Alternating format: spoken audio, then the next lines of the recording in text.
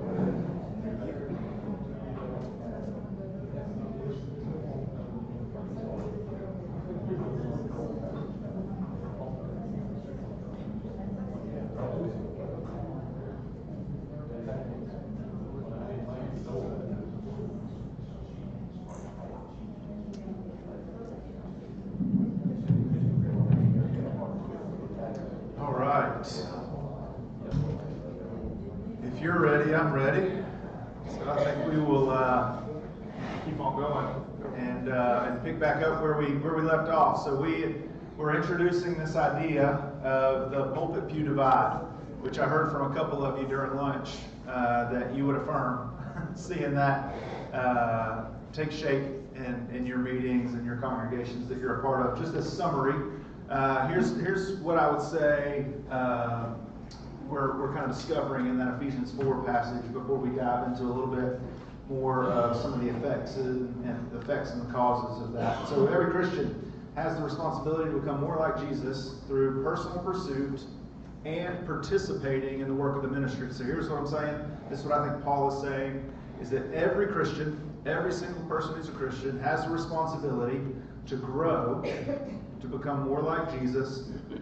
Peter would say it this way: make every effort, right? So to work, to grow, to become more like Jesus. And you do that through your personal pursuit of Jesus, and you do that also through participating in the work of the ministry, which means this: part of us growing as Christians includes us serving, participating in the work of the ministry.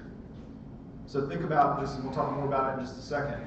Think about the danger that it produces for those that are not serving in your church. They're not growing quite to the extent that they could if they were serving. The second thing I think we see here from Paul is that ministers do carry a responsibility, but that responsibility is not to do all the work themselves. It's to participate in that work and equip others to do the same. I want you to imagine for just a moment all of the work that's necessary to be done in your meeting. Everything, right? From the cleaning of floors, taking out the trash, turning the lights on and off, unlocking the doors, caring for kids, helping facilitate a Bible study, right? Singing, teaching, saying hello to people, following up with the visitors, checking in on folks that are in the hospitals.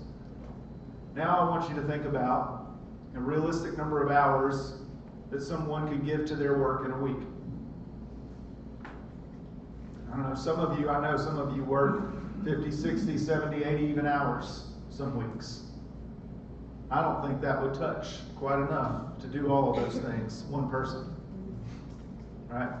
The work of the ministry is extensive, and the healthiest congregations are going to be doing that collectively together. So when we start to talk about the pulpit pew divide, I want to talk about two effects of the pulpit pew divide that I think are important for us to consider. The first is this, is that ministerial burnout has become a real thing. What I mean by that is studies and statistics have said that over the last several decades, there is an incredible increase in the number of ministers who are burning out. And when we use the term burnout in modern day language, what that means is that they're so exhausted that they just quit. Or they're so exhausted they become physically unhealthy. It's one of those two things, but typically it leads to walking away. Some statistics to support that from Barna. This is just from last year. It's that 2 in 5 ministers say that they've considered quitting ministry in the last year. So 40% of ministers in the year 2022 said that they have considered quitting in the last year. Now, we all know that 2020, 2021, 2022 to an extent, and there's been some challenges in recent years. But I want you to imagine in your vocation, let's say you're in education. 40% of the people quit. What would happen to our education system? If 40% of our veterinary clinics shut down, what would happen? Yeah. We'd be in a lot of trouble with a lot of things. I want you to imagine if 40% of our ministers quit. Some would argue that, we would see a rapid decline, but it was something that was already happening and already coming. But this is what the statistics are telling us, that 40% of ministers are considering quitting. 35% of ministers feel more confident about their calling compared to when they first entered ministry. 7 years prior, in 2015, that number was 66%. So 66% of ministers felt more confident now than they did when they were first called in 2015. In 2022, half of that felt more confident now than they did when they were first called because of the challenges and the weights that they're feeling. 38% of ministers feel very satisfied with their ministry currently. 38%. What if you were 38% pleased with your marriage? Right? 38% of ministers feel very satisfied. Just 7 years ago, that was 53%. 52% of ministers feel very satisfied with their vocation, not just their ministry, but their job, their work as ministers. So 52%. That number was 72% in 2015. I think that one of the major contributors to this, in addition to all the cultural tensions and discomforts and challenges that ministers have faced, I think part of it is that many congregations have continued, and maybe even more so, begun to look to their ministers to do the work of the ministry.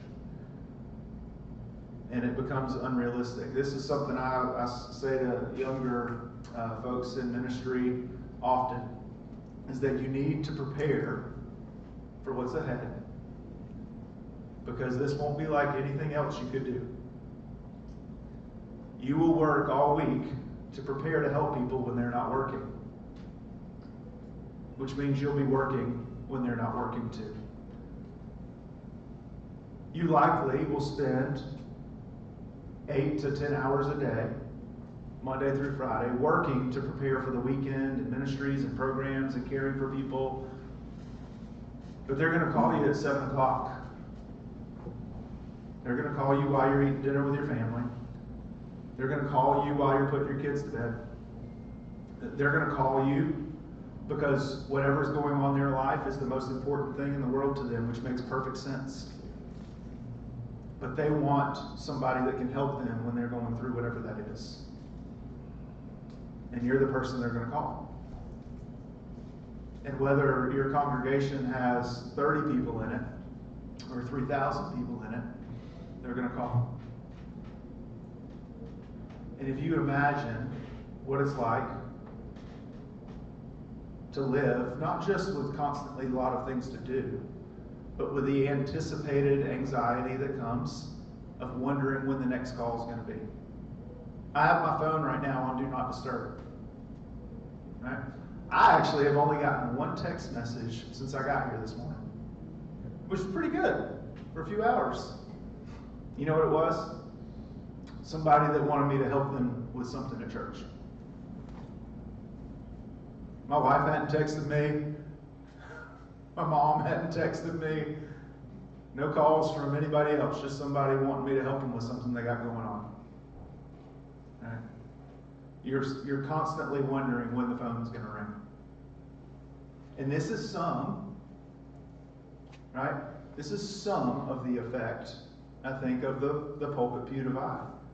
I loved hearing what Michael was talking about with what they've done with, the natural church development stuff. I think is fantastic stuff. There's some great, helpful stuff there. And in this practice of helping people see how they can actually help one another, what it begins to do is it fosters an environment where care happens horizontally, if I was to think about a tradition that would value this above any others, it would be yours. Where care happens horizontally. The organizational structure isn't what determines where you turn for help. It's your neighbor. But in many churches where the pulpit pew divide has grown, and even amongst your tradition, it's grown, I'm sure, in some places. What happens is people have stopped looking horizontally and started looking to find a leader, a minister that they can turn to. And so ministerial burnout becomes a very real thing. The second effect of this, I believe, is church attendance. We've talked about this a little bit in some of our previous times together, but could somebody tell me 20 years ago, How many times did you have to go? How many times a month did you go to church to be a regular church attender? According to statisticians, according to the people that do research, let's say 20 years ago, how many times a month would somebody have to go to church to be considered a regular attender? What do you think? Yeah, so it was actually it was 4 times a month on average, 3 to 4 times a month. So about 10 years ago, the script got turned a little bit. What do you think it was 10 years ago? Twice a month. If you look at research from the last 3 to 5 years, what do you think regular church attendance means now? We're not far from it, Mike. We're really not far from that. Right now, 1 time a month is what ministers qualify as regular church attendance.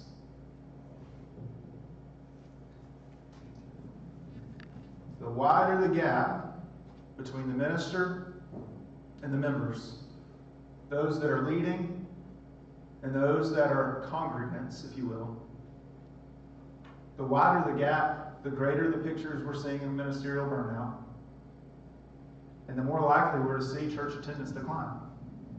Tell me, what do you think?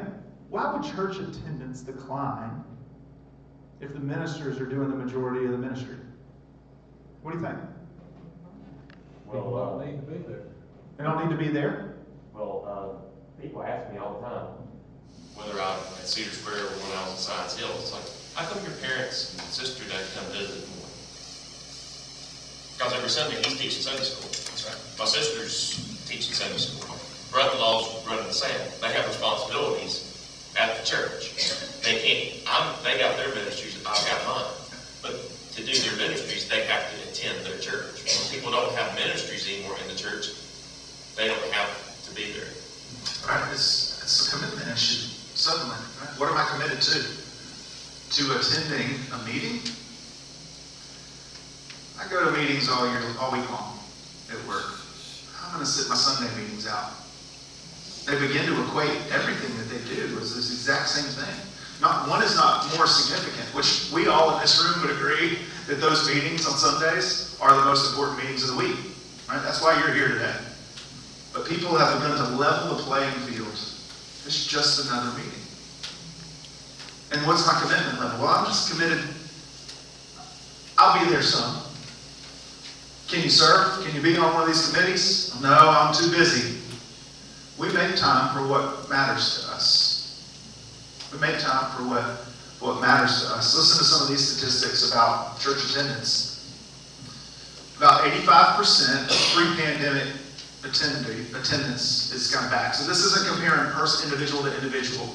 This is comparing the total number of people that were attending church prior to the pandemic to the total number of church. So it may be less than 85% of the people that were attending church prior to the pandemic are back, but the total numbers are about 85% back to normal. Regular church attendance, though, according to pastors, as I've already said, has just shifted from monthly to now weekly.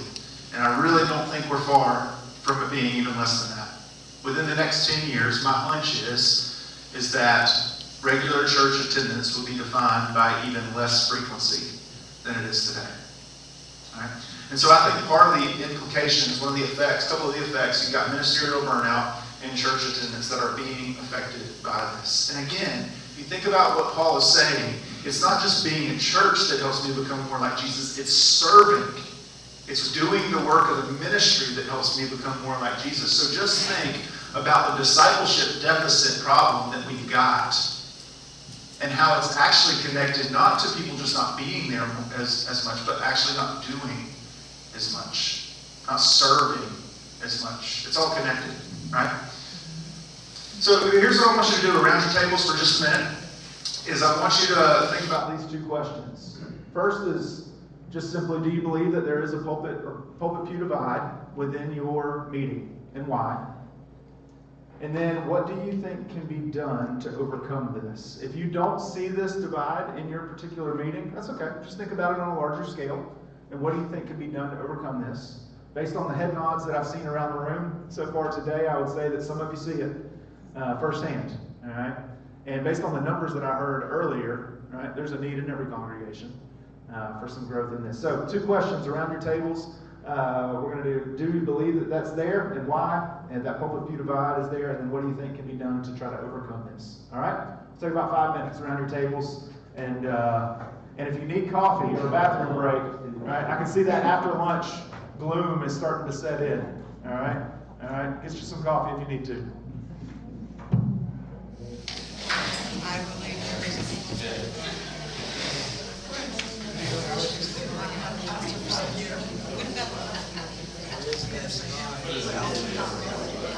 Why? Just because I do a lot of stuff. What I need and I'm taking it out.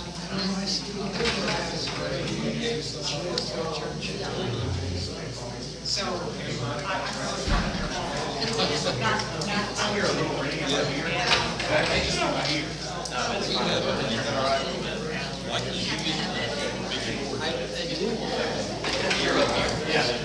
Right. And we've lost the church, so that's because there wasn't anybody else to do it, just because she was retired and she was convenient and she liked to do stuff. And she volunteered. But she and her family, she left Big Creek because the rest of her family left. They had some conflict. Husband had a conflict with another member, and her daughter and her husband didn't feel like there was anybody in the church that they were close to. So her husband and her daughter and her son-in-law started going to another friend's meeting, where her son was youth minister. And so anyway, we don't, she eventually don't have her anymore. But it's spread out, and it's probably a bad thing. We miss her. But she did a great job in whatever she did. Teaching people the skills that they need to be effective. right, and there's any times of conference levels we take it for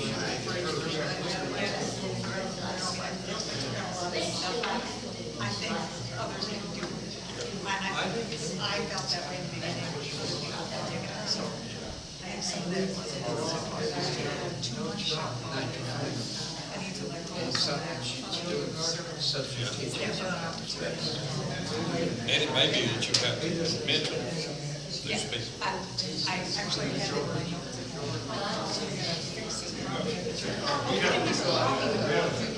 We're ready to talk about how we're gonna split this. So people can serve. So you guys have that here? No. Yeah, not so much now. And that's one reason I really feel like I didn't want to overstate, but I feel like it's probably if I think about the people that sit in the pews Sunday after Sunday, I think 40 to 50% of them serve in some capacity. I mean, it may be that they are part of the team that provides the meal midweek Bible study. They're one of the rotating groups that does that. They may be they may sing, they may teach Sunday school. They may be on the cemetery. They may do whatever. But I believe 40 to 50% of people all in ways other than just showing up. Take just a couple more minutes.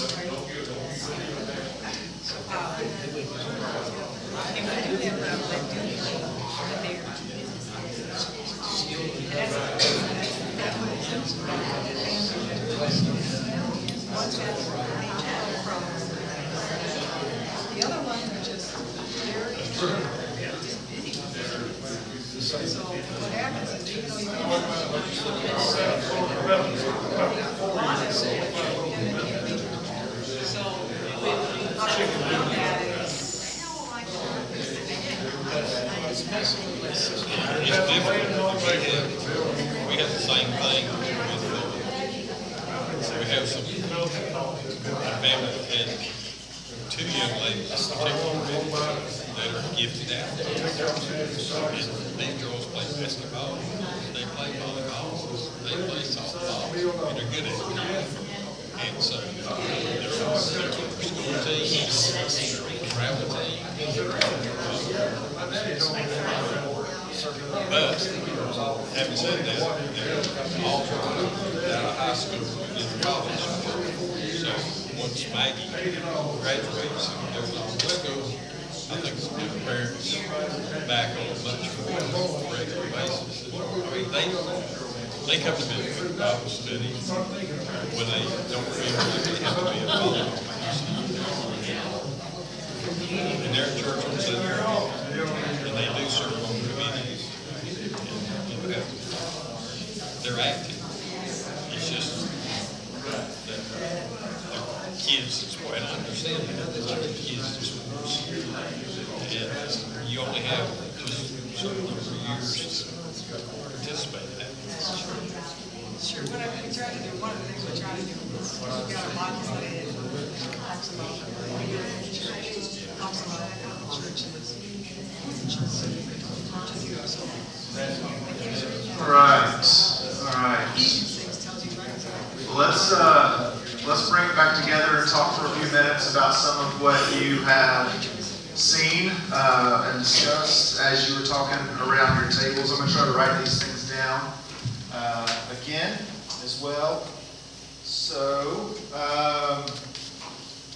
let's start first with this idea that why is there a divide? Is there a divide? And really the question is why? How many of you would say, just by show of hands, that there's some version of a pulpit pew divide within your meeting, your weekly meeting? Okay. So I think everybody's saying yes. So let's start right here. What are some of the reasons why you're seeing that? Well, one of the reasons we're seeing it is because we don't have a lot of people, but I know that I think some of it's my fault because I've taken on responsibilities just because they had to be done. Yep. So I keep taking them on Yep. because I'm close, I'm convenient. Yep. I don't have kids to work with, so I, need to spread it out, but I've taken it on and Yep. I haven't delegated, and that's a problem. Yeah. At the end of the day, there are things that just have to be done, right? And so some people often, right? Sometimes it's ministers, sometimes it's not. But there's people that feel an ownership over things. And those people that feel ownership, when things have to be done, they're probably not going to go spend a couple of weeks looking for somebody to help them get it done. They're just going to do it. Now, certain personalities will just not do it. Right? But typically, if you feel a sense of ownership, you're going to step in and fill the gap and get the thing done. Right? And so there are necessary responsibilities where things have to get done that sometimes we get so caught up in that we don't have time to go looking for 3 people to recruit to help with that. That can definitely happen. What else? What are some of the other reasons? Right here. Well, I do believe that sometimes pastors don't let lay people get involved. Yeah. Where I'm pastor now, I've moved to a retirement village, and lay people have stepped up to do things I used to do. Wow. That's awesome. That's awesome. But you're right. I mean, I've experienced awesome. I won't say it about anybody else, but I'll say it about myself. Okay? I am certainly guilty of that. There's times when I believe that I can do it better, I can do it faster, I can do it right, right? And so I'm just going to do it. And I don't share the responsibility. I don't bring others along. Yeah, I'm guilty of that. I think of a report I heard years ago of a minister who said, I skipped chair folding and table folding in seminary, but I have to do it anyway. Yeah, yeah, that didn't work out for me either. That's right. That's right. That's good. What else? Right here. What are some reasons why we might see a pulpit Well, I lead think God? it comes back to that thing about, it's easier to do it yourself, but we often don't ask people to do things. Yep. We don't ask. Absolutely. That's good. Right here in the middle. Well, I said, joking, give everybody a job. We don't, I mean, it kind of goes with we don't ask. Sometimes we've got the problem because we just don't ask other people to do things. I think that's fair. It's fair. Back here. The response I get a lot of times in our meetings, when you ask somebody to do something, they say, we think the preacher did that. I'm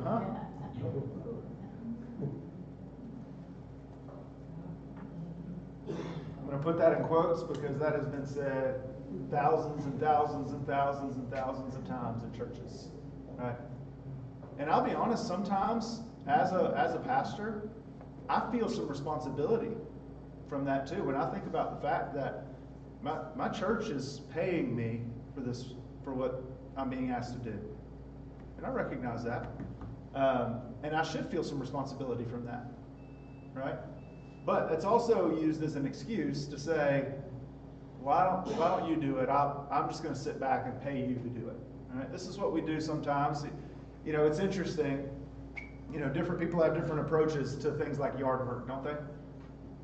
There's some people, my wife being one of them, she loves to get out in the yard, plant stuff, mow the grass, seed, fertilize, all those things. She loves it. I mean, if she had nothing else to do all day long, she'd be happy outside doing those things. Me, I don't mind doing it. But if I was in a position, I'd love to pay somebody to do it. Right? And there's certain things, what happens over time is, and this is just real, like trying to real talk for just a second. The more disposable income we have, the more we just kind of go, you know what, convenience, I'm going to let somebody else do that. I'm going to let somebody else do that. I'm going to let it's the American dream. Right? To get to a place where I can go, nope, I'm going to pay somebody to do that, I'm going to pay somebody to do that, I'm going to pay somebody to do that. I think it's part of the reason that we've seen young adults run from the church is because we said we're going to pay the church to disciple kids. We're going to drop our kids off and pay the ministers to disciple our kids, and hopefully by the time they're 18, they've got it figured out. How's that working out for us, America? Not too good. All right? We can take that approach. I think it's a very common thought. Even some people that aren't saying it subconsciously have thought that. You know? So people go, I'm going to give money, but that'll be my way of serving.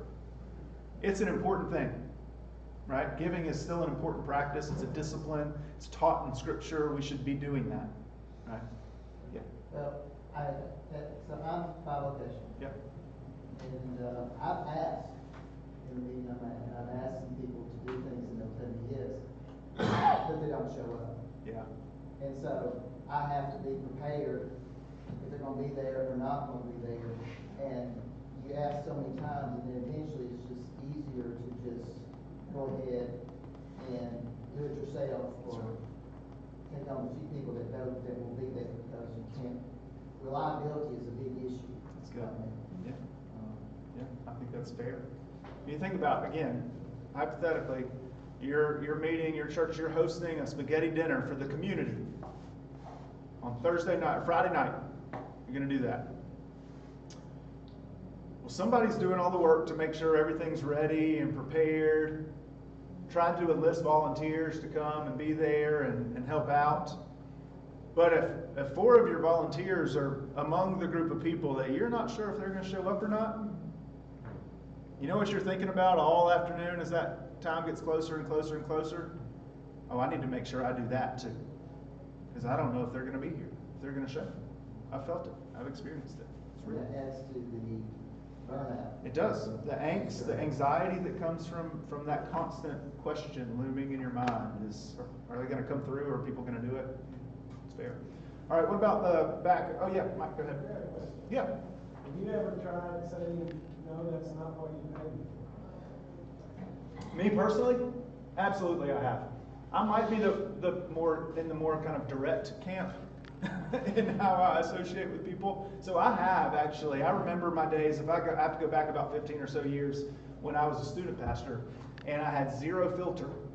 Like I would just say whatever came to mind. I've grown a little bit in this. And it was probably not the wisest time and way to do this. However, I had a parent say to me, they were having trouble with their kid at home, some decision-making stuff. And they said, well, Stephen, we pay you to help avoid these kind of problems. And I said, I don't think the church pays me for that.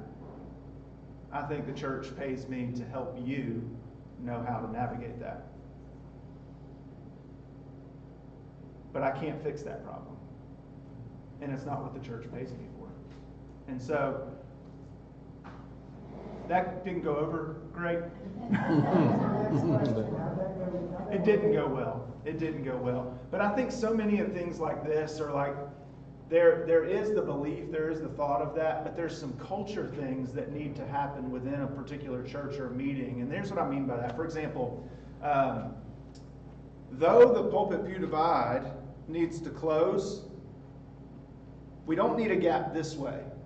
And so here's what I mean by that.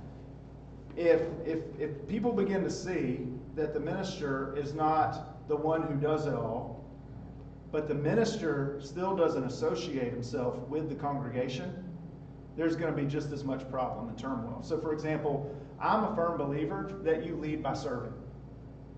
This is the primary way to lead in anything, in my opinion. According to the Bible, I would say that that's how you lead, is you serve. A leader is the lead servant. And so we can close the divide like this, but if every time chairs need to be stacked, the pastor's nowhere to be found.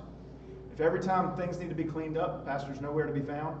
If every time that there's a crisis, the pastor's nowhere to be found, that's a problem too, right?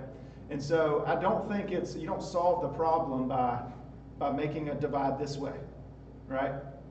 You close the gap, but these two things, they still need, the congregation and the pastor still need to be close to one another as well. And so I do think that some of it is a culture thing, and I think those pastors that lead by serving, it can be caught to a degree too.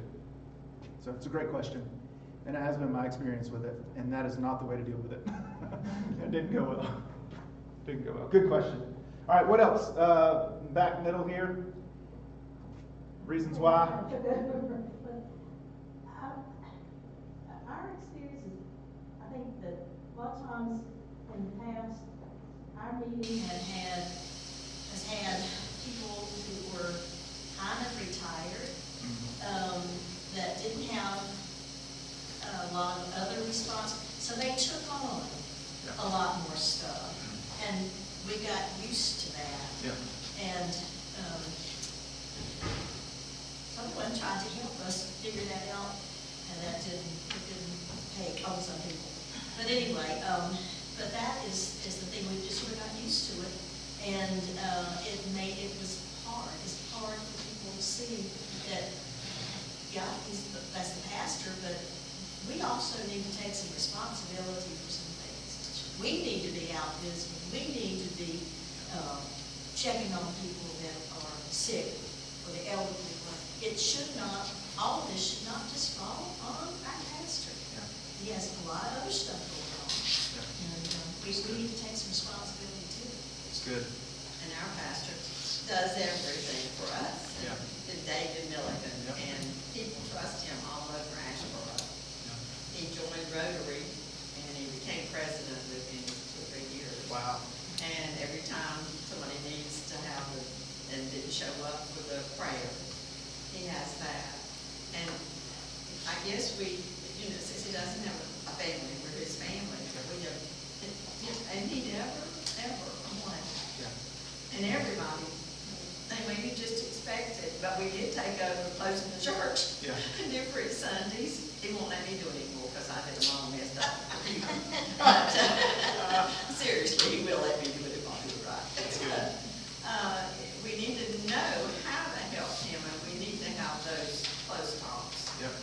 Yep. And be honest about it. We all just need to do that, and maybe administering council would be the place to start.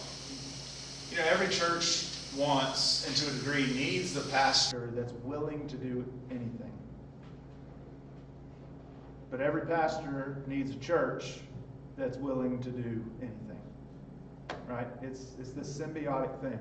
I'm really curious. Oh, go I ahead. was going to say, I think another problem that we as the congregation have is not realizing who else is pulling on our pastor. Yeah. You know, it's like, I've heard people say, well, all they do is, preach 2 hours on Sunday or something.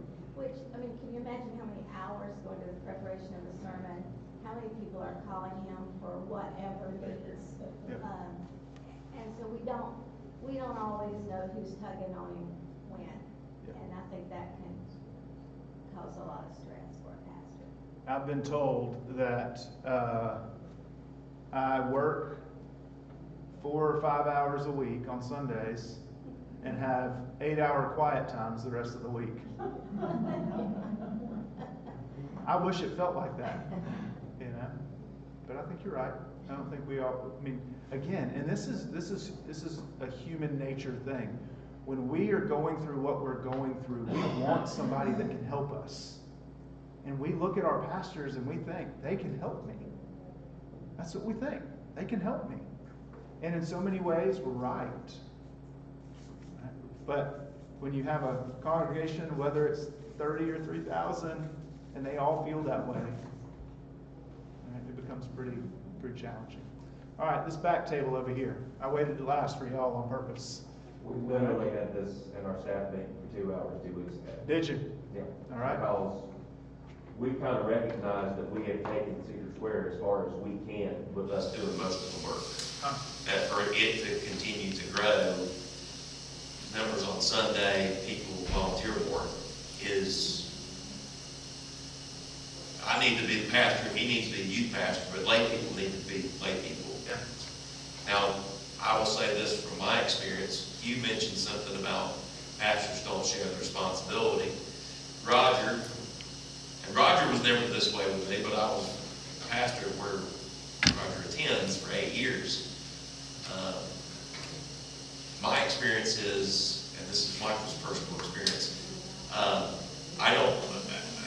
it's hard for me to share responsibility because I'm scared to. Because there are, and I'm talking to mostly a lot of lay folks here, and I'll be vulnerable and great, and hopefully you'll be gracious of my vulnerability here. You have like neighbors and relatives that are nice to you because you live next door to them. You're blood with them. Their ancestors are buried next to your ancestors in the cemetery.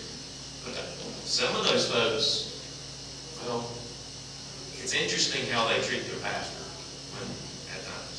Yeah. And it's, you're scared to do what you did with that scenario. You're scared to remind lay folks, like, no, I can do that. Yeah, I'm a pastor, I can do that. But is that really a pastoral ministry or is it a layperson ministry? Yeah. You got anything? Well, one of the things that I also run into is, well, you're educated in this. What do you think? It's like, well, who else have you gone to before me? Your parents, your Sunday school teacher. Like, should be your only spiritual advisor. Yeah, that's right. So, okay, I've got a question for Michael. What was the reference to me in it? Because no. I said Roger wasn't this way, but I pastored his church for 8 years. And Roger mentioned himself with the participation. He said 12 to 15% signed seal. I was doing a lot of that for 8 years. And then when I moved on, it was unfair to my successor because they expected him to do all these things that I was doing. And he handled it a different way. Well, and that wasn't fair to him. And a lot of that, I will take the blame on me because I should have had a little bit more, I don't know, something more to say no. But when you're a bachelor and you're 30-something years old and you got trained by the best and you put the these unfair expectations on yourself, but you get to a place where it's unattainable. That's fair. That's good. But no, Roger was always great.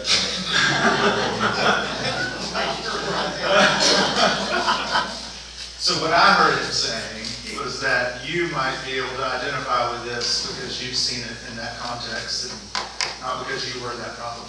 I get that. I absolutely get that. Yeah, Mike. Can I share, this is kind of 101. We're trying to experiment. And what we've done is, and this goes more to youth pastor in the pulpit, is that the committees of the church have taken a month at a time, and we're going to provide a meal/refreshments for the youth, the middlers and the senior youth for the meeting. And we sit down and we're getting to know each other. The kids are getting to know these different people in these different committees. And hopefully what we're hoping is that that will metamorphose itself and that people, more seasoned individuals in the meeting might find themselves as a mentor to the young adults and come on up the ladder with it as it grows. Now, do we know that? No, we don't know it because we're in 101 right now. We're 4 months into this thing, you know. Yeah. So it's a way. We wanted to start mentoring, but we didn't know how to start it. So we're going in at the ground level with our kids and trying to push it up and down. So we'll see. We don't know, but that's just something. We have a copyright on that. If you want to do that or do a different version of it, so far it's really been good. That's good. That's good. It's a good segue to what we're gonna, the second question, right? Which is, how do we address this? How do we overcome any kind of divide that might be present in the church? And I think, Mike, because you said it, but I also heard a couple other tables talking about it, but mentoring, right?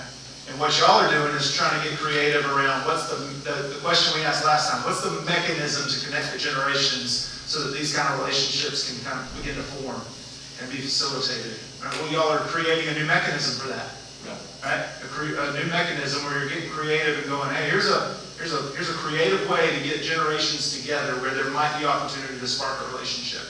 Well, and you know, small children get to know their elders. That's right. They get to know their Christian ed committee. They get to know their whoever, you know, all the different groups of the church. And they can have a conversation. They can go up and ask them questions. Yeah. You know, it's a learning experience for something. That's good. That's good. All right, what are some other ways that you at your tables talk about ways to overcome this? And we won't go table to table. We'll just take a handful. What you think? What are some ways to overcome that? The pulpit view divide. We'll go table to table if we have to. We've had a unique position for the last year because we have had no pastor. Okay. And our ministering council has had to step out of our comfort zones. And we've had to schedule someone to speak each Sunday and do the visitations and anything else that we could to help. And we're exhausted, so we're ready to have a pastor. So what I heard you say is that the way to solve the problem is to go without a pastor for a little bit. Exactly. All right. I don't think anybody, no meeting in here is represented going, yeah, we want that to happen. I don't think. If so, there's other issues. But I would ask curiously, how wide has that circle gone? You said ministry council has had to step up and do a lot. Has the circle of who is helping widened, or is it just in that one group of people that's doing everything? Basically, it's been ministering council because we just for the worship service. Okay. But we have other people who have stepped up in other In different areas. So you've almost got a team of people or individuals that are working, kind of filling the gaps and doing different things, which is great. Here's what I would encourage you to think about, and I would say this to all of you if you end up in this season at some point or can think creatively toward a way to get here, even without having to go through a season of no pastor, is think about keeping those teams and individuals in place once you do have a pastor. Right? Because then all of a sudden, it's not one person's responsibility for all of those things now that you have somebody there. It's one person's responsibility to own, but it's a group of people's responsibility to do. And I think there's a lot of relief. I mean, I'm thinking I can tell you that there's probably folks in ministry that would love to come into a context like that and say, oh, you mean there's people doing these things that I can come alongside of and help? Sign me up. You know, that sounds pretty fantastic. So I would encourage you to think about how to keep those teams and individuals in place so that they're helping execute those things, do those things, even once the pastor's there. That's good. And I would encourage thinking that way for others of you without having to go through a season of no pastor. But what's it look like to, we're going to have, and there's committees and things like this already in place that formally permit, kind of allow those kind of things. They lend themselves to that already. But then putting them to work too, right? Not just having them, but putting them to work. It's good. What else? What are some other ideas on how to overcome? Stephen, I don't know if all of our meetings can implement this at this time. When I was an associate and was with Billy, we were intentional interims. We would go to a congregation. Well, we looked at it as our job not just to fill the pulpit and go see little old ladies during the week. We looked at it as our job to see, okay, what's lacking in this meeting, and let's fix it. And so we became a little bit more than intentional interims. We were fixers.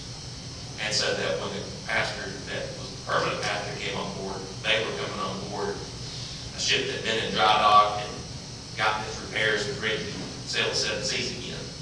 So I don't know. Maybe our meetings do need times with an intentional interim when we're in between pastors. Yeah.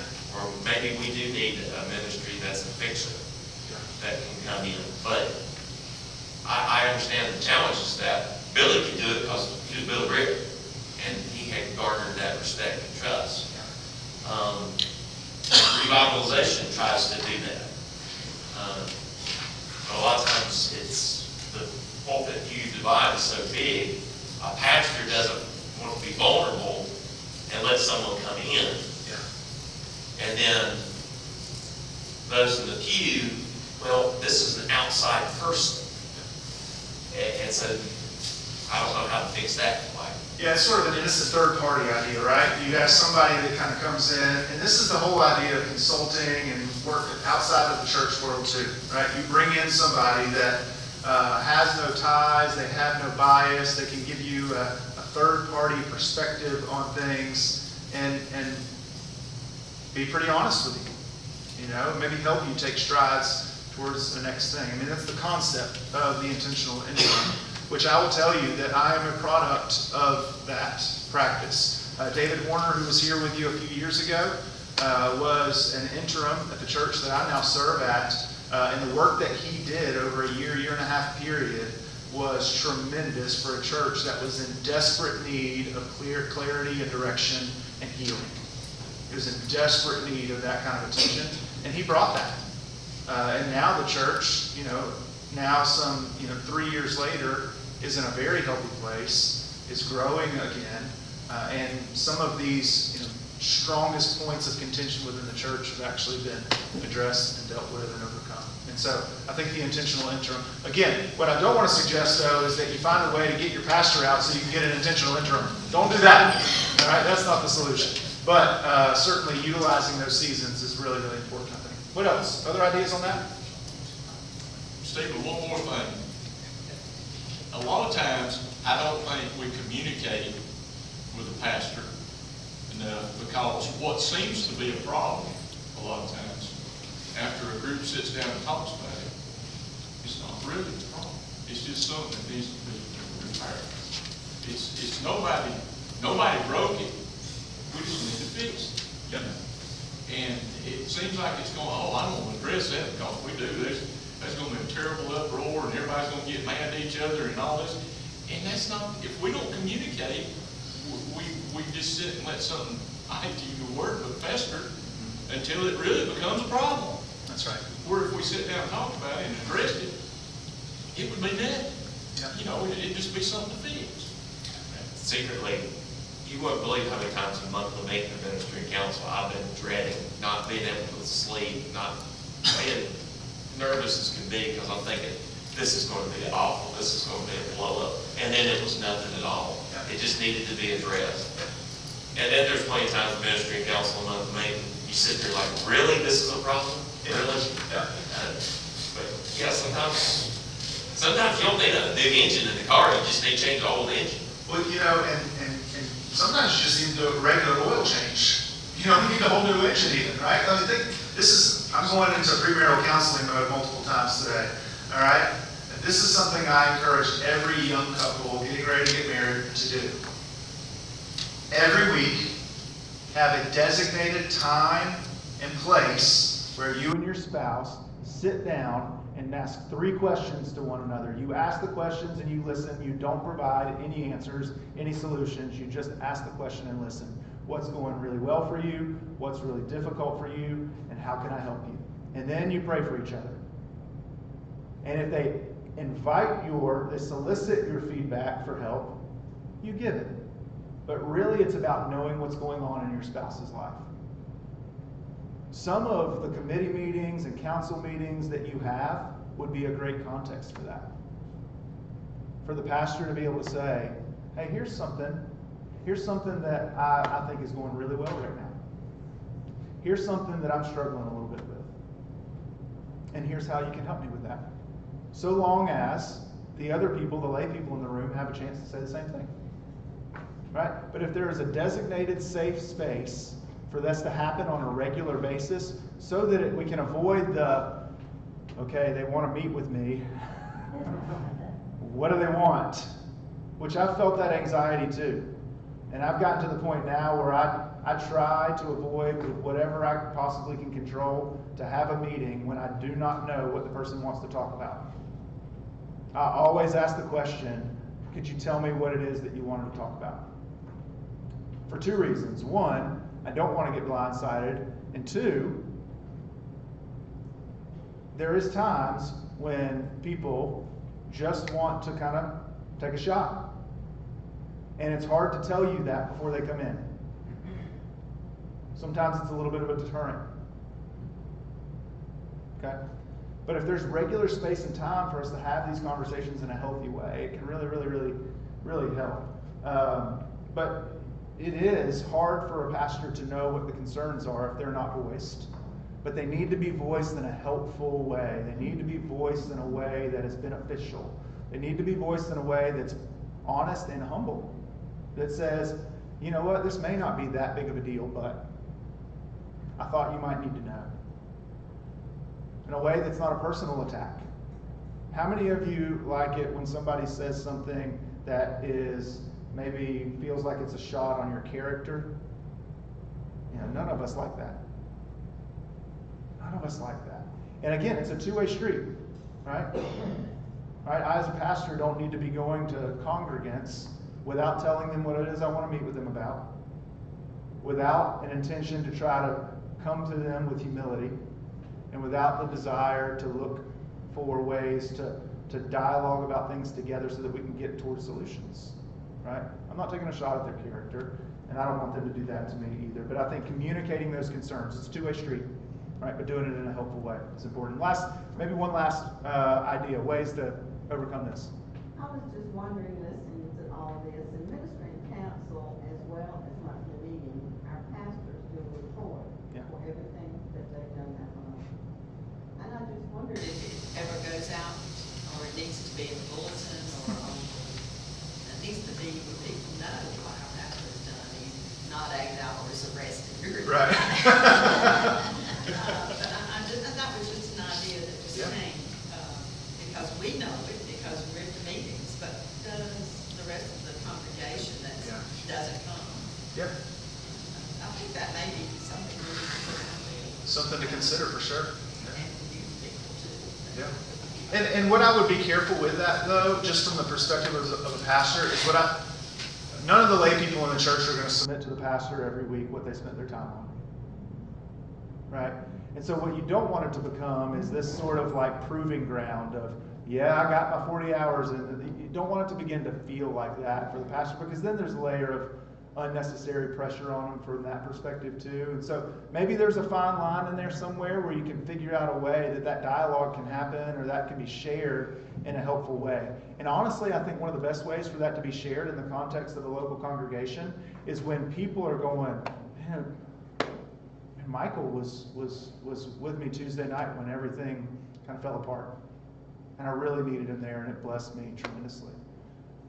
You know, to be able to share those kind of stories of people hearing, oh wow, he was there when I needed help, or this person supported me when I needed, or man, this person did a great job teaching this, this particular day. That kind of story sharing, I think, can be helpful to that end too. So it's good. All right. Any other last ideas on that? I feel like you need to have two-way communication written up there somehow. Two-way communication?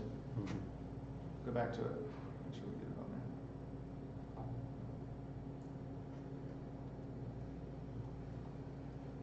That's good. That's really good. Yeah, I'd like to back that up. As I was traveling this week, I happened to be listening to the radio, and I don't know if y'all remember the old song, Ode to Billy Joe. In that line, in that song, there's a line in there where it says, the lady says, oh, by the way, that nice young pastor Taylor came by today, and he'd be glad to have lunch on Sunday. And when I heard that line, I got to thinking, when's the last time a pastor had lunch with anybody after church? So how do we get over that? How do we get the pastors to interact better with congregations outside of Sunday? It's good. Those personal relationships. Two-way communication. That's right. That's good. That's good. All right, so I want to work through some things. You'll see this in your worksheets, but talk through some of the causes for the pulpit-pew divide. All right. The first I want to mention is greater antagonism toward Christianity. The reality is as the cultural perspective of Christianity becomes increasingly antagonistic, as the cultural perspective toward Christianity grows increasingly antagonistic, we are going to see fewer and fewer and fewer people comfortable and confident enough to step in and help. Right? Because here's what happens. Miss Sue, who serves in your church, when her daughter comes to her and says, I think Christianity is crazy, and I think you're crazy for being a part of a church. And she begins to be worried about her relationship with her daughter. And she slowly starts to distance herself from your church because she doesn't want to lose her daughter. Right? The greater the antagonism toward Christianity, the less likely people are going to be to want to be associated with it. Right? And the less people want to be associated with it, the less they're going to serve. So that greater antagonism toward Christianity influences this pulpit-pew divide. It's one of the causes of it. A second is that our ministers are often more educated now than they ever were. If you go back about 200 years, ministers weren't very highly educated. If you go back 2,000 years to the early church, they weren't educated outside of the Jewish practice, the Jewish synagogue schools. They weren't educated beyond that any more than anybody else. Yet today, you have tons of seminaries around the United States and around the world. You have lots of people that flock to these schools for higher education. I'm a proponent of those schools. I think seminaries are fantastic. I think that more people should go to seminary whether or not they work in a church or in any kind of ministerial function. I think I'm for them 100%. However, the more educated our ministers are, the more distant the average person feels from them and the less able they feel that they are to contribute. Right? So you see that. The education isn't the problem, but the distance it feels like between the minister and the member seems to grow. A third thing is this, is that there is lower biblical literacy. How many of you knew what Ephesians 4 said before I read it this morning? A few of you. If we were in a room of 20 and 30 somethings, my hunch is that not one of them would have raised their hand to say that they knew what Ephesians 4 says. Even those that are regularly attending church. People don't know what the Bible says, and so therefore they don't understand the importance of serving as a part of their growing to become more like Jesus. Right? Again, Paul says in Ephesians 4, as you serve, you become more like Jesus. That's why the minister's responsibility is to equip you to do the work of the ministry so that we all become more like Jesus. Right? So lower biblical literacy is going to certainly affect this. And then the fourth thing is this, is that we have less training and less discipleship now than we ever have before. One of the things that I think is very, very true is when I look back at church history over the last 50 years, programs predominantly were discipling people. Let me say that a different way. People were being discipled through programs. Right? People were coming to Sunday school. People were coming to Bible studies. People were coming to kids programs, to children's church. People were coming and participating in those things, and it was discipling them. Right? Now we've got fewer people doing those things, fewer people being discipled. In some churches, we've got fewer opportunities for discipleship too. And so there's less training and there's less discipleship. And so the gap is widening fast. Right? The gap keeps growing quickly. And so there's four causes: greater antagonism toward Christianity, more educated ministers, lower biblical literacy, and less training and discipleship. But let's talk a little bit for a minute about some of the outcomes, the dangers that come from the pulpit pew divide. The first is there is less maturity. You see how this happens? Again, going back to Ephesians 4. What does Paul say? As you serve, you're learning to become more like Jesus.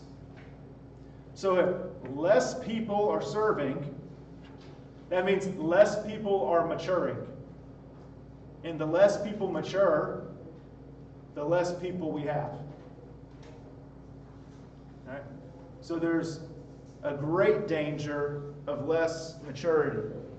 Here is where I think we are feeling it. I think the trend toward less maturity has been growing and growing and growing and growing for 2 to 3 decades. I think it's growing more rapidly now, but I think it's been growing for 2 to 3 decades. Here's the concern, though. We didn't realize it until we started feeling it because there's less ministry now. So we feel it. You see that? We feel the lack of maturity now because all of a sudden there's less people doing the ministry. And the result of that is that there's less ministry. And so now we're beginning to see the effects of it. And if you've ever looked at like organizational growth and development, you've heard probably people talk about how to like create a second peak, right? So I don't have this visually in front of you, but if an organization grows like this, there's a peak to it at some point. And the best leaders, they say, catch the organization right about here, not down here, right? And not before they've peaked, but just after the peak, and catch it and help start another peak. All right? This is business principle, not biblical principle, okay? Just to be clear. So what we've got is that we've seen the church here, but now the church is here, and we're trying to figure out how to kind of reinvigorate again. It would have been much easier to do when we started seeing less maturity, but for a long time in the church we didn't measure maturity, we only measured ministry. How many people were there? How many people participated? How much money came in? Right? Those were the things that we measured. And so when maturity was decreasing, less money, slowly seeing less people. It's not 4 times a month anymore, it's 2 times a month now. We didn't see that as a mark of less maturity until we felt the effects of less ministry. And so it is a harder climb to catch that here than it would have been here. Do you know what the best time to plant a tree was? 10 years ago. You know what the second best time is? Right now. So the question becomes, how do we lean into both of these? And here's what I would argue. Fixing the ministry problem first won't resolve the problems. The maturity problem is where we need to start. The maturity problem is where we need to start. How do we help people grow in maturity? What do you think? Small groups. Yeah. What was that? I heard Mentor. Mentor people, small groups, Bible studies, discipleship. I think part of helping people grow is challenging them about what could be, giving them a vision of what's ahead. Right? One of the things Brent testified to multiple times during his time on the panel up here earlier is there was clear vision, there was clear direction, and people were hungry to go get it. Right? So if this is sort of some of the danger that we see coming as a result of the pulpit pew divide, let's jump then over to some of the ways to try to overcome it. All right? We've got several here. The first is this, is remember that the ground is level at the foot of the cross. If there was ever a tradition among Christianity that would hold this the highest, it is your tradition. That the ground is level at the foot of the cross. To really believe and practice that. That though there are some who are set apart for particular roles in ministry that we call pastors, that we are all in need of the same grace of God and responsible for ministry. If we came to hold that in our churches, I think that responsibility would likely be shared. A second key to overcoming the pulpit pew divide would be to just consider what the Bible says. All right, some people are less about all of the feel and the strategy. Like some people just want to know how it is. Right? I'd encourage you, open up Ephesians chapter 4. We've already looked at it today. It paints a picture for us. Let's consider what the Bible actually says about this. Where it says that we grow in the ways that we need to become more and more like Jesus when we are serving. Right? When we're serving together in our congregations. Third thing is this. Share the work and the wins. The people in this room, you all are the ones that are doing the work of the ministry. I recognize that. Okay? This is preaching to the choir right here. You all are the ones doing the work over and over and over. Here's what I would encourage you to do. I mentioned it earlier. Share stories of the work. Not just reports. Not just numbers. But stories. Right? Here's an example of that. I can tell you that each year in October at the church that I serve, we host a community event. And that community event, we call it a fall festival. And the tendency on the Sunday after that event every year is to stand up in front of the congregation and tell them how many people were there. That's great. But you know what's more compelling? It's to stand with a husband and wife beside me 10 months later and say, this is Ian and Katie. Ian and Katie first came to Calvary last year at our fall festival event. They've lived in our community for a while but didn't have a church home. Katie grew up in church, Ian didn't. But over the last 10 months, they've discovered that they want Calvary to be their home. And through that, they wanted to publicly proclaim that they are following Jesus. And so they've come today to say to you, we are following Jesus and we want to do it with this church. Which one's more compelling? To get up and say there were 2,500 people at this thing? Or to say, let me tell you a story of life change and let you put a face on it? Celebrate with stories. And what we do is when we share the work and the wins, we're not just hoarding those things for ourselves, because I couldn't stand up there with Ian and Katie and say, you know what? Look what I did. I say, church family, look what you've done by investing in this event and in our community.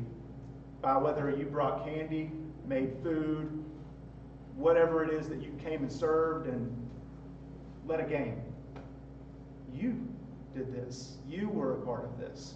And so there's a mentor of mine who used to tell me in his corporate days that the way that one of the things, the phrases that he lived by was share the trophy. Share the trophy.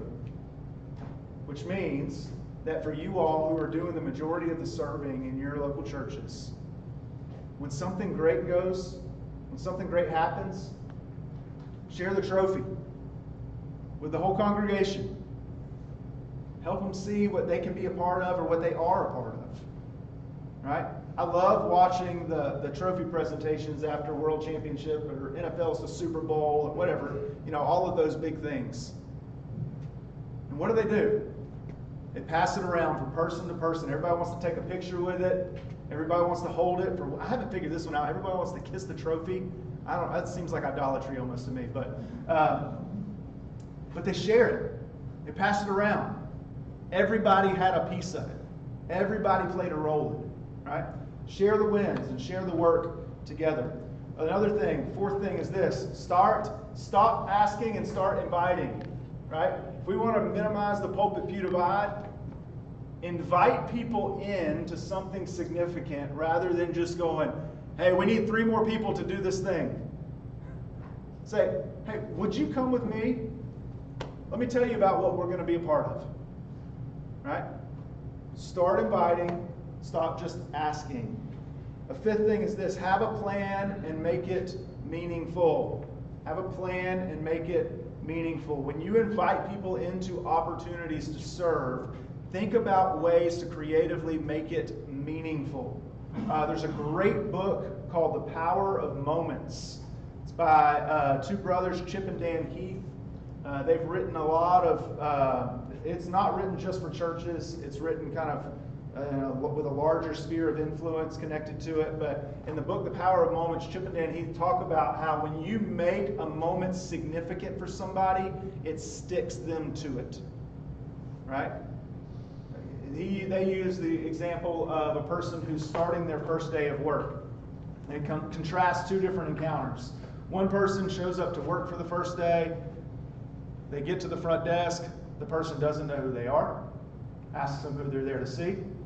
When they say, well, this is my first day I'm reporting, they're responded with, well, who are you supposed to meet? Who do you work for? They're treated very dry. Then they're finally figured out where they belong. They're walked down the hall to their cubicle, dropped in place, handed a policy manual, and said, you need to read this by the end of the day. You'll be tested on it tomorrow. Then they walk away. Nobody comes by their desk to welcome them. Nobody says anything to them. Nobody offers to take them to lunch. They contrast that encounter with somebody that shows up for their first day of work. And as they walk in the building, there's a little sign on the wall. It's temporary, clearly, but it says, welcome, whatever your name is. We're glad you're here. They're greeted. Oh, we've been expecting you. They're walked to a workstation where they're handed the policy manual, and someone sits down beside them and says, I want to tell you exactly what to expect as you work your way through this. And they help them to think through what it is to expect. Throughout the day then, as they're there working on learning the policy manual, preparing for what's expected of them tomorrow, people stop by every 30 minutes, it seems like. Hey, I'm Stephen. Really glad to meet you. You're going to love working here. Hey, I'm Victor. It's great to meet you. So glad you're a part of the team all day long. And then the supervisor comes by just before lunch and says, hey, we're really glad that you're here. I'd love to take you to lunch today for your first day. And they end the day on the way out. They're handed a little bag with a sweatshirt with the company's name on it. And the bag tag says, we're so glad that you're a part of our team. The power of moments is this idea that we change what people want to be a part of by heightening the value of the experience. Making the value of the experience. And it doesn't always have to be tangible ways or monetary ways. Sometimes it's just a conversation. Sometimes it's just acknowledgement of their presence. Sometimes it's a thank you for doing so great. Sometimes it's a pat on the back. It could be any number of things. It doesn't have to be monetary and tangible. There's a number of ways to do it. But the idea is have a plan for what you're asking people to do and make it a meaningful experience when they do serve. Last one is this. High expectations and high accountability.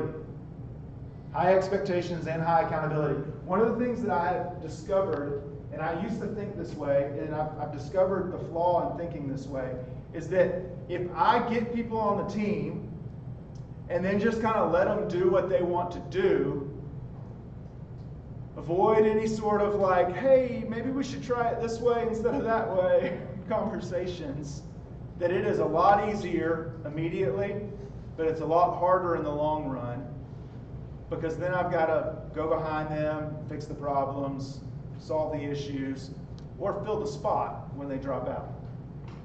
Right? If we make expectations high, I believe people are drawn toward those things. People want to be a part of significant things. So make the expectations high, but bring a helpful form of accountability along with it too. Right? We need accountability, all of us.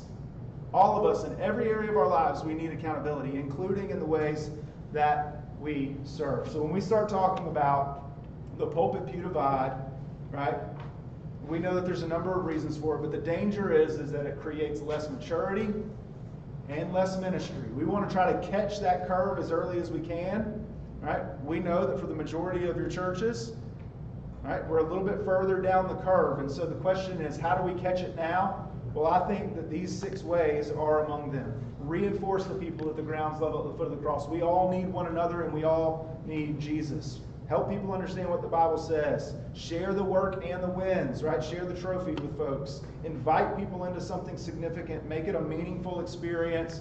Have clear and high expectations as well as high accountability. All right? All right, we're going to shift gears into a second major factor that I think is influencing a lack of serving in the church. The first is the pulpit-pew divide.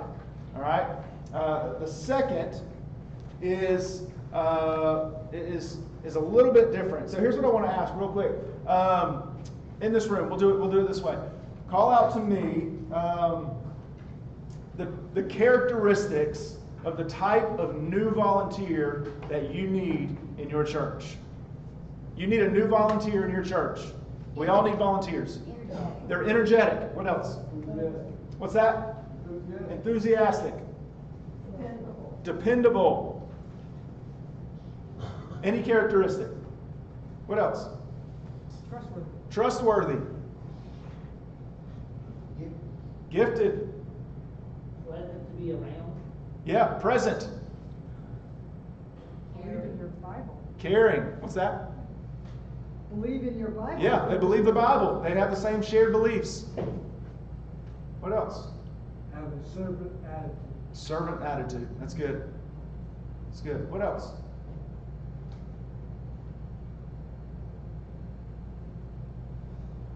Have they been around a while, or are they new to the church? Doesn't matter? Okay. Are they young or are they old? Who cares? Doesn't matter. That's right. Team player. They're a team player. That's good. You know, it's interesting, and I really appreciate the way y'all have responded to this. Typically, when I ask this question, 2 of the descriptors that I hear are new and young. New and young. Here's what I would say. There is a pool of people in every church that are completely untapped. They may or may not be young, but they're definitely not new. They've been there. Right? And what I want us to spend a few minutes talking about now is the need for us to look inside as we're trying to identify people to serve in our church. The need to look inside. Right? According to the National Congregation Study, the average age of a lead or senior minister in the United States in the year 1998 was what? Take a ballpark guess. 48? You're really close. 49. So in 1998, the average age of a lead or senior minister or pastor in the U.S. was 49 years old. What do you think it was in 2019? It's not that extreme. 57. 57. So let me ask a follow-up question. What's the median age in the United States? Median age in the United States. 39. Y'all are good. You two are right on it right here. 39 years old. What is the median age of most denominations in the United States? I'll give you a range, a 10-year range. 50 to 60. 50 to 60. Catch this though. 54% of active adult church members in the United States are 60 years or older. More than half of the active members of churches in the United States are 60 years or older. The reason I share all that is to say, we've spent a whole workshop several months ago talking about how to engage younger adults. Every one of your churches has older adults in it that are not helping, that are not serving, that are not doing things to help the body. And there's opportunity even for us there to look inside of your meeting, your church, and ask the question, who else can help? Who else can serve? How can we help people facilitate their next step? These are some of those statistics that I just read. So as we think about the statistics, I want you to think about, again, median age of the U.S., 39. Most congregations are 50 to 60. More than 50% of U.S. church members are over the age, or 60 or older. What do you think comes as a result of that? Right? One researcher suggested this. He said that there is an automatic generation gap between the church and the community. We've talked a little bit about that in some of our other times together. The church may feel behind the times. We've talked a little bit about that as well. The older the church, the harder to reach the next generation. These are all obvious realities. We recognize that. However, I think that there is some untapped potential inside of every single one of our churches that we have fixed our eyes so heavily on the new and the young that we miss. All right? So here's what I want you to do for just a couple minutes. I want you to take about 4 or 5 minutes, and at your tables, think about these 2 questions. Who in your meeting is present but not engaged? And what are 2 ways that your meeting can engage those friends that are present but not serving? So, who in your meeting is present but not engaged? Thinking more about a number of people, not necessarily names. Eventually, I want you to get to names as well. And then what are 2 ways that you can help engage those folks? Make sense? All right. All right, we're on the home stretch, y'all, I promise. All right? So, gather up at your tables. Spend a few minutes on those 2 questions. Who's present but not engaged? And what are 2 ways that you can engage those folks? Present, not engaged. We've got a couple that are not engaged for sure, and one of them right now is in a small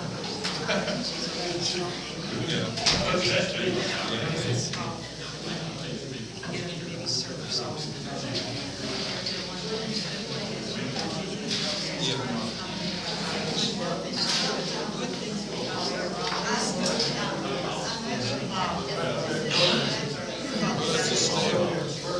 It's a step. And if you can get them engaged enough so the small group becomes part of their business, then you've done something. Yeah, okay, that's true.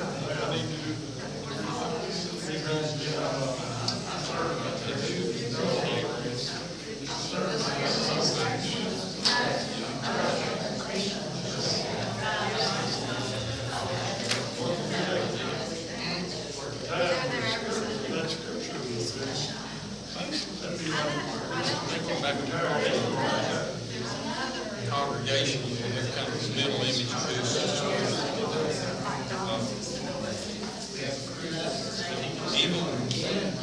Even some of the people that I'm thinking, well, they're not on committees, they're not engaged, they're not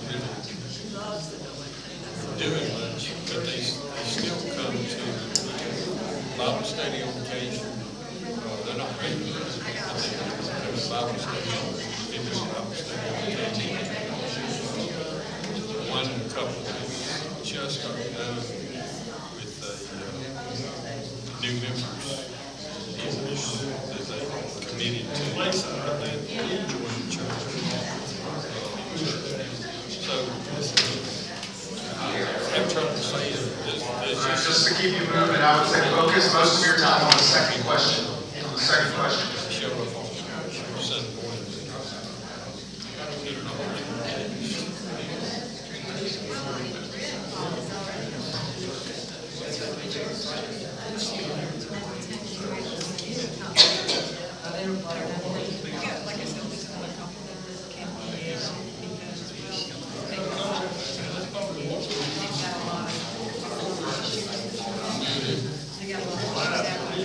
So one of the ways we thought about doing it is maybe there's like another small thing that we probably need in there. Yeah. And help them.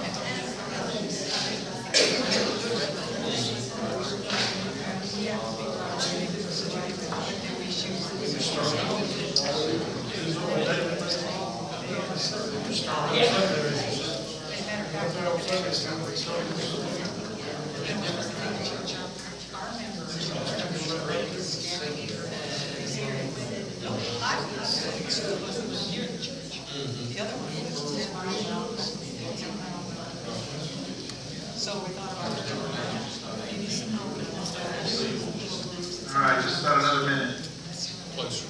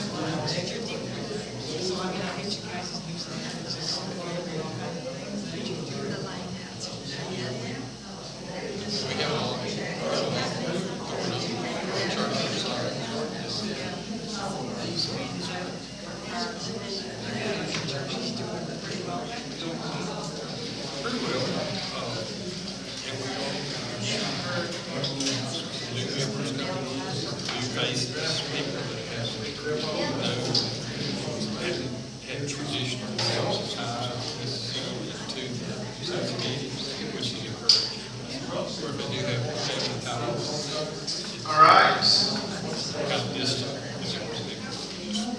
All right, so let's take a few minutes. I want to hear from some of you about the second question primarily.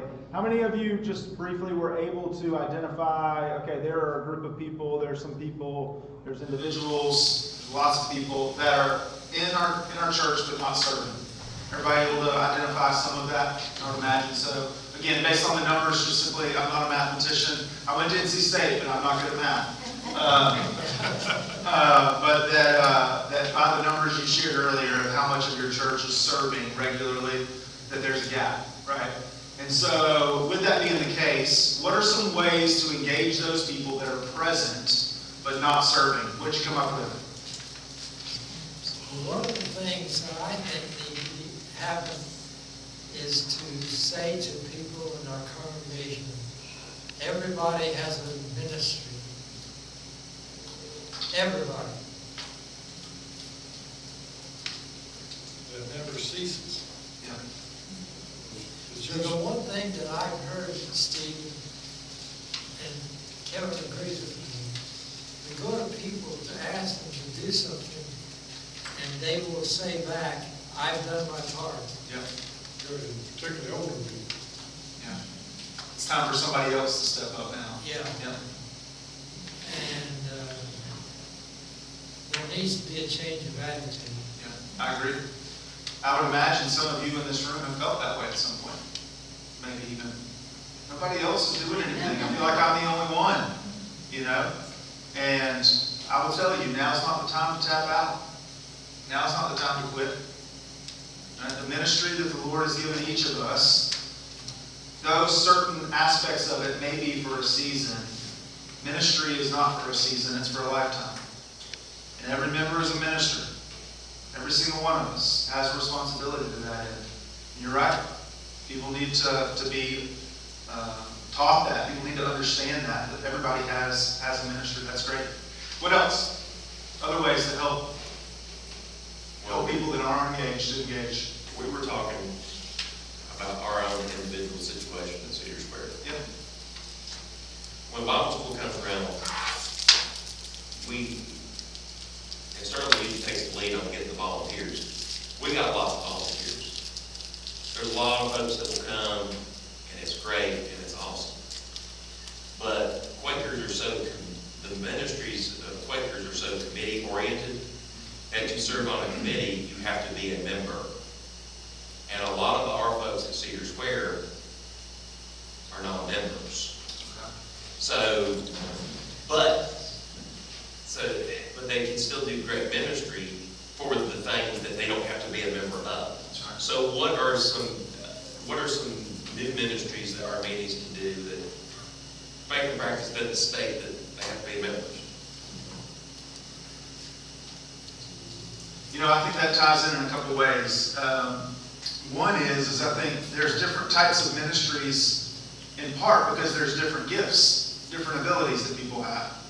In some instances, I think, Michael, like what you're sharing, there's need for different types of ministries that have different requirements attached to them. So, for example, you know, you all do what's best in your sight. One example, though, would be if you have a teaching role, you need to be a member because the faith and practice stuff and everybody being on the same page with what's being taught is really important. However, if you welcome people at the door, that may be a little bit different than teaching someone, right, in particular. So different roles may have different expectations or different responsibilities, different requirements attached to them. And that definitely can be a hang-up. There's some good things about that practice, really good things. It's wise and safe, especially with those that are teaching in different capacities. But I think that could be another example of a way to try to address that. What else? What are some other ways?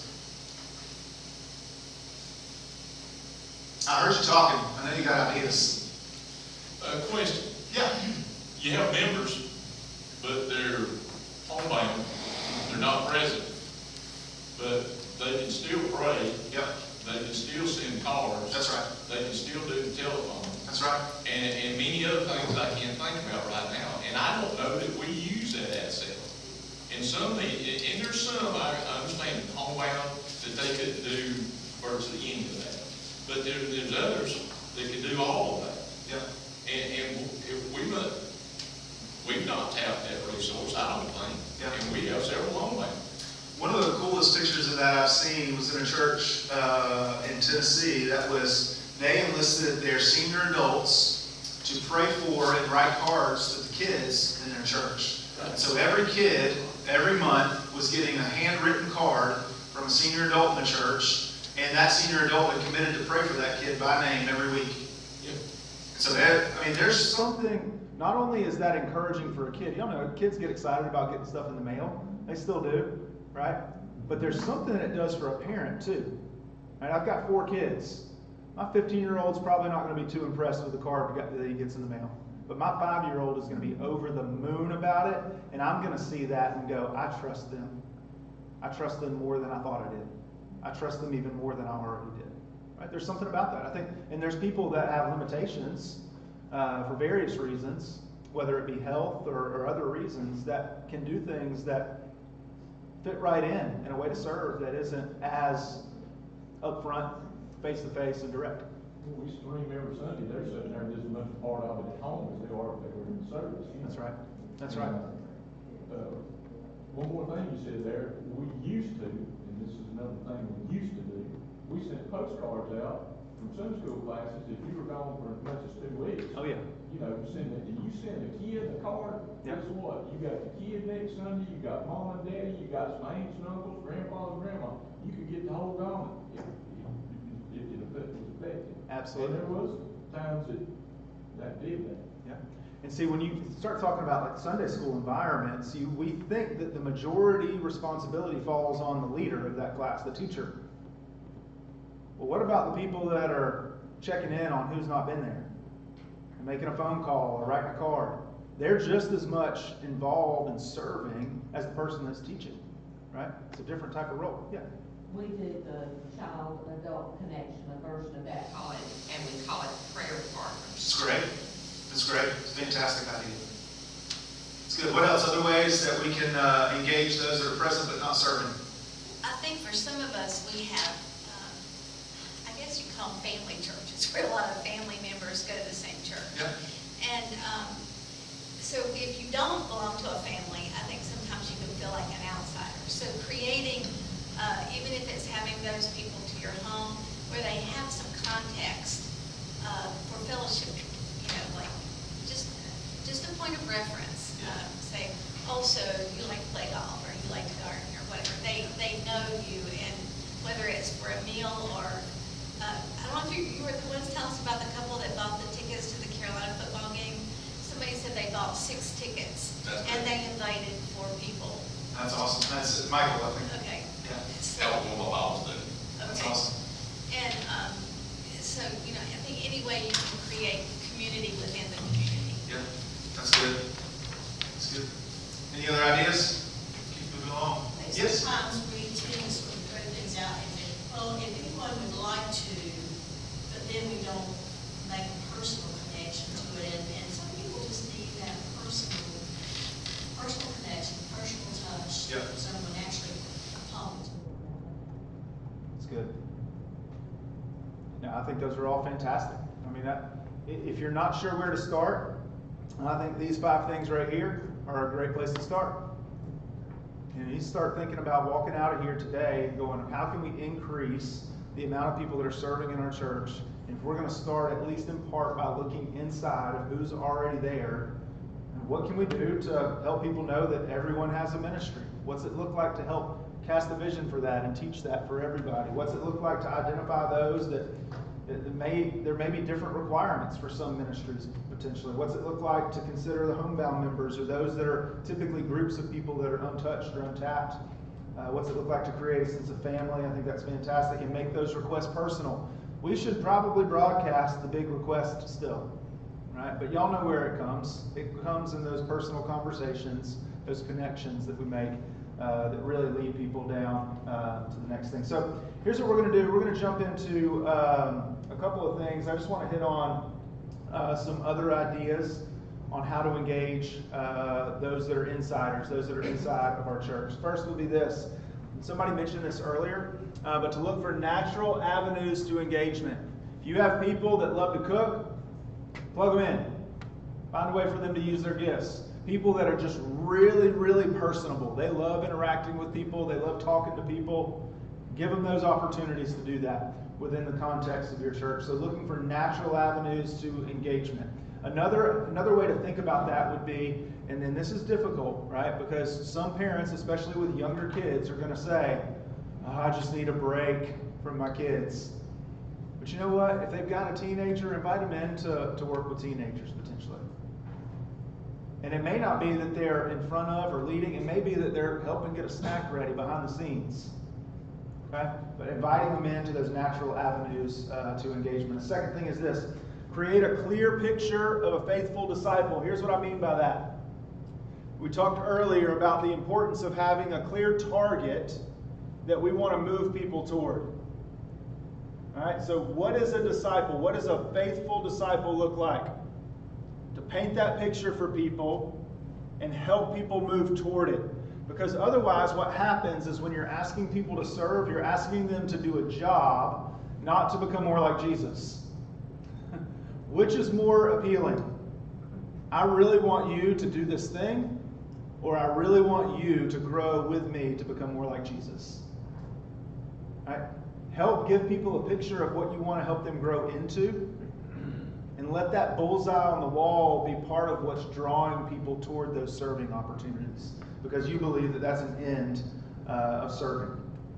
Third thing rather, is this: over communicate that everyone matters. Over communicate that everyone matters. I'm going to keep saying this. If there is a tradition within Christianity that should own this, it is your tradition. Everyone matters. Everyone has a place, that everyone has value, that everyone has a responsibility, that everyone has an avenue to serve. Everyone matters, and over-communicate this. Over-communicate it. I think that this can't be said enough when it comes to trying to get people engaged in serving. We need to help them to see that. All right? So we've talked about the pulpit-pew divide as one of the challenges to having people serving in our church. We've talked about the fact that we sometimes fail to look within. All right? Third thing that I want to talk about is this: who is new? When we start thinking about who is new in our communities, okay, when I use the word community, I'm talking about the geographical place where you live.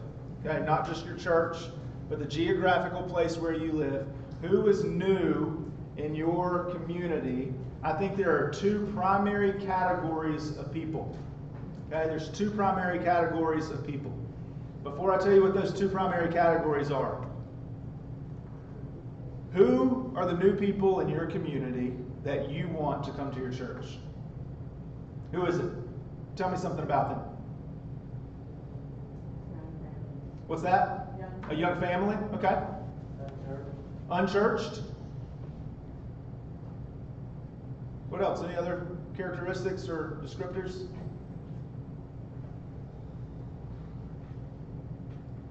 So here's what I would say, is that the two categories are, both categories are going to be people that are new to your community. Okay? You've got people that are in your community as well, but we're talking about specifically those that are new to the community. Okay? So who is new in your community? They're new to your community and they are churched, or they're new in your community and not churched. To get more hyper-specific today, they're new to your community and new to Quakerism.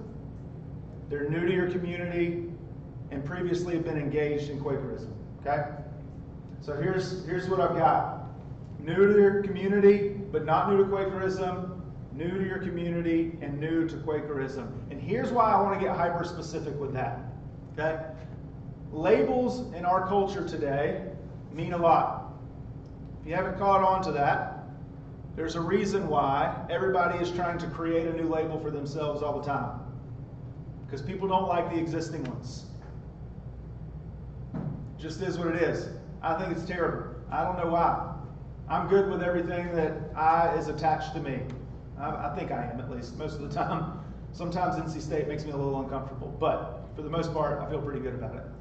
The reason I wanted to get hyper-specific with Friends, with Quakerism in general, or more specifically, is that you have to recognize that there are people moving into your community that have no idea what you believe.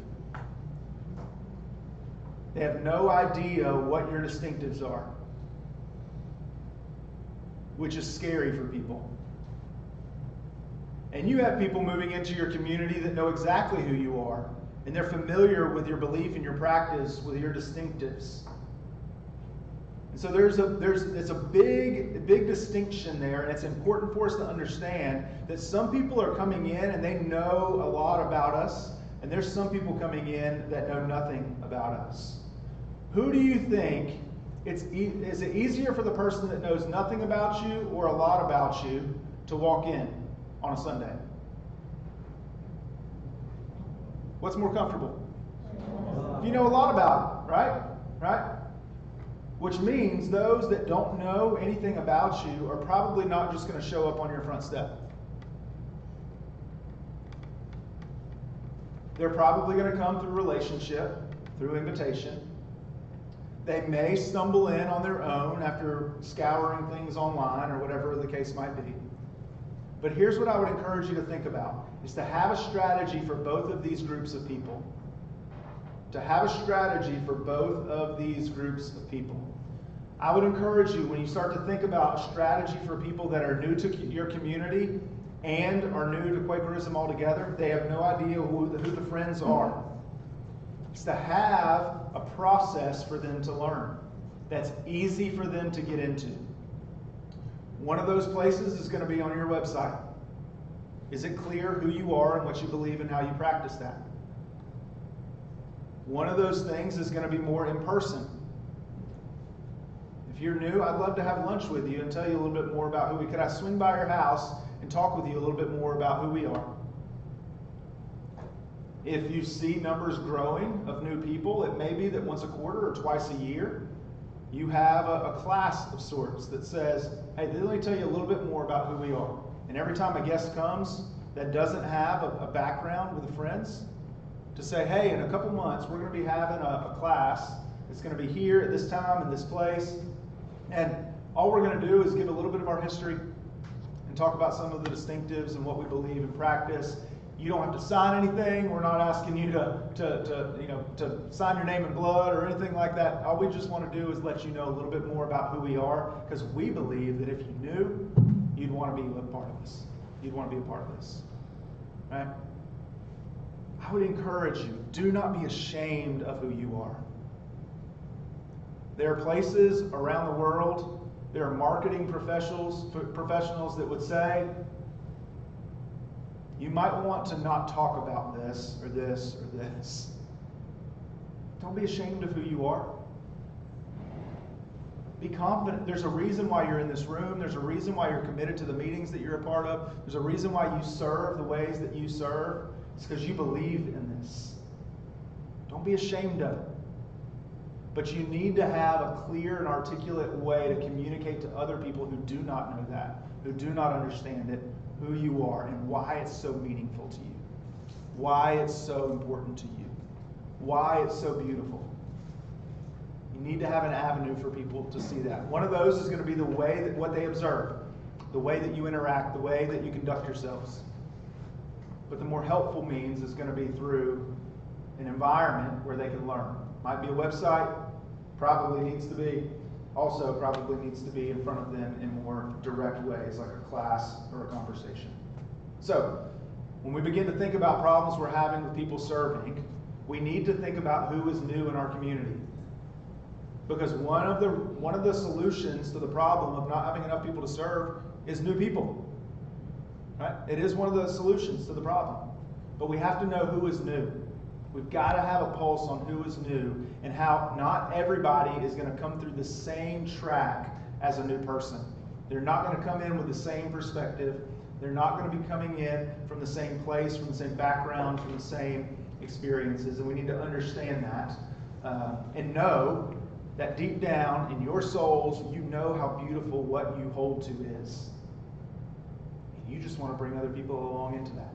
You want to introduce them to that. Right? So understanding who is new would be the third thing that can help us overcome some of our serving issues. And then I think that ties closely together with something that was already mentioned, but we do need to think through then, okay, at what point can somebody serve in what capacity? At what point can somebody serve in what capacity? Does somebody have to be a member to do everything or not? And that's ultimately a decision that you'll have to make. And I wouldn't tell you to go one way or the other, but I would say it's a question to ask. But thinking about what are the requirements to serve and what are the ways to get people plugged in to serving. So here's what I want to do. For the last few minutes here, we're going to jump ahead just a minute. I want to put this in front of you just for a minute, and I want you to write this down. And my homework for you is this. Homework that I'm not going to collect and you won't be held accountable for. Okay? It's the best homework in the world you've ever had. I promise. All right? But I want you to think through these things. What has worked in your meeting to diminish the pulpit pew divide? What's something that's worked to do that? What's worked in your meeting to develop? What's worked in your meeting to engage and develop existing friends? So how are you getting those that are already there engaged and developed? Maybe they're not serving, but they're already there. And then what's worked in your meeting to engage new people from your community in the meeting? What's worked in your meeting to engage new people from your community? All right? And then I want you from there to think about developing a strategy, one specific strategy at your local meeting to diminish the pulpit pew divide. What's one thing that you can do over the next 6 to 12 months to help diminish the pulpit pew divide? What's one thing, what's a strategy that you can do in the next 6 to 12 months to engage and develop existing friends in your meeting? So how can you get people that are already there but not engaged, engaged? They're already present but they're not serving. How do you get them serving? What's one strategy to do that? And then lastly, what's one strategy to engage new people from your community in your local church? What's one strategy to get new people from your community locked into your church? And here's what I would encourage you to do. If you're the only person here today from your meeting, from your weekly meeting, find 2 or 3 others that you think you could explain what we've talked about a little bit today to them and bring them into the process of trying to think through this. If you're here with a group of people from your church, y'all be the starting point for it. Maybe bring a couple other folks into it. And begin to think what's worked and what's a strategy. What's gone well to this end and what can we do going forward. And think, again, not over the next 10 years, over the next 6 to 12 months, what's one thing that we can try to do to this end. And I think what you'll find, is some of the ideas are going to fly, and some of them are going to float. They're not going to float, rather. They're going to sink. All right? You're going to have some great ideas, and you're going to have some not great ideas. What is it? Is it Wayne Gretzky that said it? You miss 100% of the shots you never take. It's true. So think about it. Don't be careless. Think strategically. Think wise. Think convictionally. But what is a strategy that you can try to implement in the next 6 to 12 months to diminish the pulpit pew divide, to engage and develop people that are already there but are not serving, and then to engage new people from your community? All right? Everybody get those down? All right, and then once you've done that, here's what I want to encourage you to do, and really alongside of that, is I want you to begin to start measuring things. Begin to start measuring things. Okay? When I say start measuring, here's what I mean. You need to have, this is not a numbers game. Okay? This isn't statistical analysis. This isn't an audit. Right? But to begin measuring the effectiveness of that pulpit pew divide diminishing, begin to think about the maturity of your people. To engage more people in serving, think about maturity. Think about the diversity of the ways that people are serving in your church. So here's how I want to encourage you to do that. To start measuring, first by assessing. What are you doing? Who's doing it? How effective is it? Are your people growing? Right? To assess what's going on. Second thing I want you to do is implement. Come up with some of these ideas. Try a new strategy to minimize the pulpit pew divide. Try a new strategy to get people that are there but not serving engaged in serving. Try a new strategy to get new people in the community more quickly connected. So assess, implement, and then assess again. All right, assess again. Measuring the same things. Are people participating? What are they doing? How much are they doing that of? Are they growing? Then, correct where you need to and celebrate it. So, Brent's not here. Is there any other engineers in the room? I'm not an engineer. I went to NC State, as I've told you multiple times, but I'm not an engineer. I was a communication major, so I did very little science, very little math. But what I know about this process right here is written this way, it looks like you begin by assessing and you end by correcting and celebrating. But I want to give you another image of it, which some of you are going to be frustrated because you just wrote it down in a line like that, didn't you? Okay, I'm going to give you a different picture. This never stops. This never stops. We assess, we implement, we assess, we correct what we need to, we celebrate what we can, we assess, we implement, we assess, we correct what we need to, we celebrate what we can, we assess, we implement, we assess, correct what we need to, celebrate what we can, and so on, and so on, and so on. Yeah.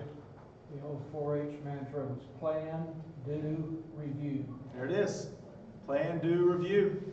And then you just cycle it, right? You just keep going. You keep going. And here's what I will tell you. If you implement a new strategy, at the end of month 1, you've implemented it, you assess, there might be very little to celebrate.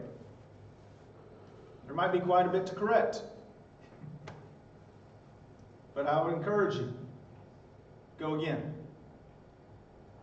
And then go again. Go again. And if you can approach this process honestly, to correct what needs to be corrected, to celebrate what truly can be celebrated in some of those ways we've already talked about today, let people share the trophy. Let people hear the stories, not just the numbers, not just the figures, not just the reports, but the stories of what it is that's happening. I can assure you that I think there will be a great deal of encouragement that will come from that. So I'm going to close with this encouragement here. Keep learning, keep trying, keep praying. Keep learning, keep trying, keep praying. I know that if you're here today, you are convinced that you have something that's beautiful, that you're a part of something that's worth it. Keep learning, keep trying, and keep praying, because ultimately it's a work that only God can do, right? Thank y'all so much for another day of my life that has been a blessing, I think, more to me probably than it has been to you. Y'all have encouraged me greatly. I shared this with a couple of you at lunch. It feels like every time I get to spend a few minutes with you that it blesses me as much or more than it probably does for you. But I'm encouraged by the things that I'm hearing, because there's some great things happening among you. And I know there's some days where it feels like there's not, but there's some really good things happening. I heard glimpses of that today from a few of you. I hope you see that. I hope you hold on to that. I hope you're encouraged by that. But in the midst of all of it, I would just reiterate, you can forget me, but keep learning, keep trying, keep praying. All right? Thanks, y'all.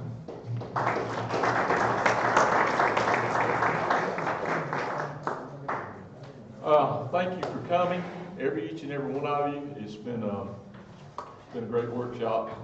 Thank you, Asheboro, for hosting. Thank you, Recording Committee, for being the sponsor. And we appreciate each and every one of you for what you will do as you go back to your meeting. So let's stand and let's have a closing prayer of safe travels home and a blessed service tomorrow morning. Father, we thank you so much for the ability to come and sit and worship for business and sit in this workshop that we have shared. It has caused us to think. It has caused our hearts to seek you in a way that maybe we didn't before we got here. And we ask, Father, that each and every one would have safe travels home, that they would have a blessed evening with their families, and they would have a renewed faith when they go into your worship in the morning, that they might seek your guidance through the Holy Spirit that is there. And may all God's people say, Amen.